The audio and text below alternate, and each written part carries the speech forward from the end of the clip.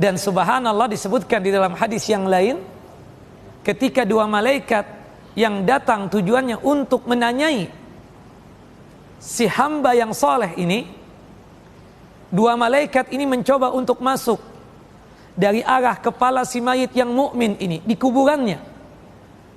Ternyata subhanallah, berhubung si mayit mukmin ini ketika di dunia rajin melakukan amal soleh, salah satunya ibadah solat, baik itu solat wajib ataupun solat sunnah. Ibadah solat menjadi tameng buat si mayit mukmin ini. Ibadah solat pun berkata kepada dua malaikat tadi, Munkar dan Nankir, ma sya'nukum, ada apa dengan kalian ini? Ya, kata dua malaikat tersebut, nus'iluhu, kami mau bertanya pertanyaan yang begitu mudah untuk dijawab di muka bumi ini.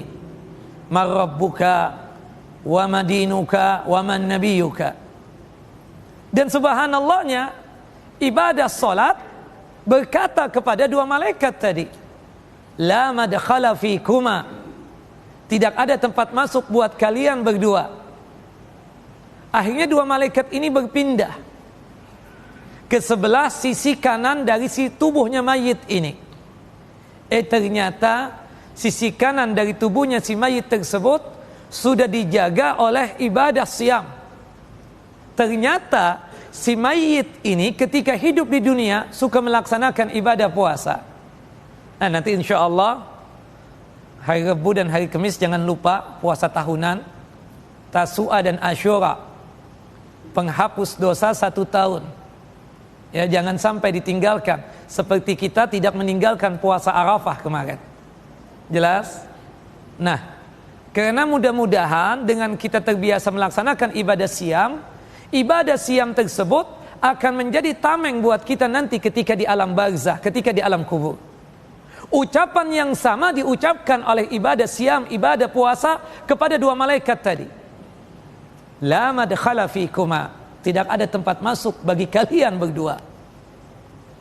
Kemudian dua malaikat ini mencoba untuk masuk dari sisi kiri tubuhnya si mayit mukmin muslim ini. Subhanallah, sudah dijaga oleh ibadah zakat dan ibadah sedekah.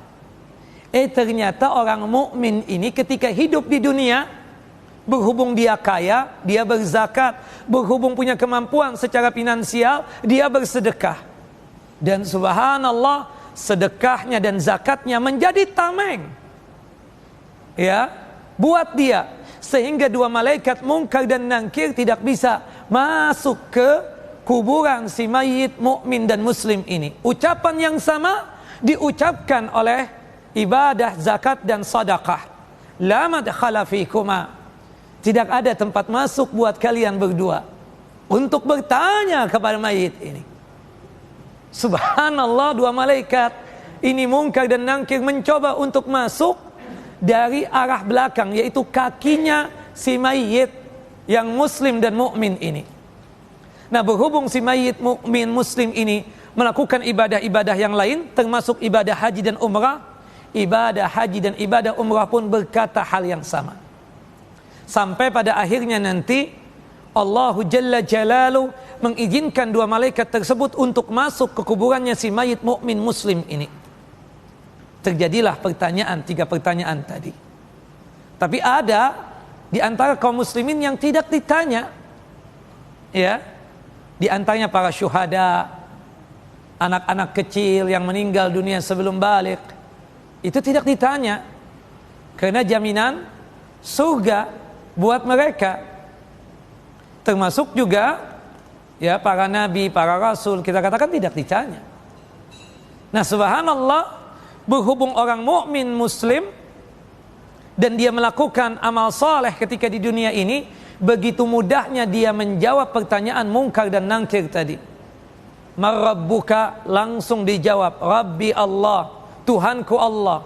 Wa ma dinuka, langsung dijawab, dinil Islam, agamaku Islam. Wa man nabiyuka, siapa nabimu? Langsung dijawab, Nabi Muhammad, nabiku Muhammad sallallahu alaihi wasallam. Seketika itu, ketika sudah mampu dijawab, subhanallah, ya, Allahu Jalla Jalaluh yang berada di atas arasy-Nya langsung berucap dan berkata, an sadaqa abdi, hambaku itu benar, membenarkan aku sebagai Tuhannya, membenarkan Nabi Muhammad SAW sebagai utusanku, utusan Allahu Jalla Jalaluh. Maka oleh sebab itu, lapangkanlah dan luaskanlah kuburannya sejauh mata memandang. Terjadilah perluasan kuburan sejauh mata memandang. Kemudian Allahu Jalla Jalaluh memerintahkan malaikatnya untuk menampakkan surga. Ditampakkanlah surga untuk si mayit mukmin dan muslim ini. Sampai muslim ini berkata, ajil ajil ya Rab, tolong segerakan hari kiamat, dikarenakan janjimu untuk memasukkan aku ke dalam jannah dan surgamu. Dibukakan pintu surga untuk dia, sehingga dia bisa merasakan nikmatnya surga tersebut. Kemudian setelah itu hadirlah seseorang dengan wajah yang rupawan, dengan baju yang bagus, dengan wangi yang Masya Allah. Kemudian datang menghampiri si mayit mukmin muslim ini.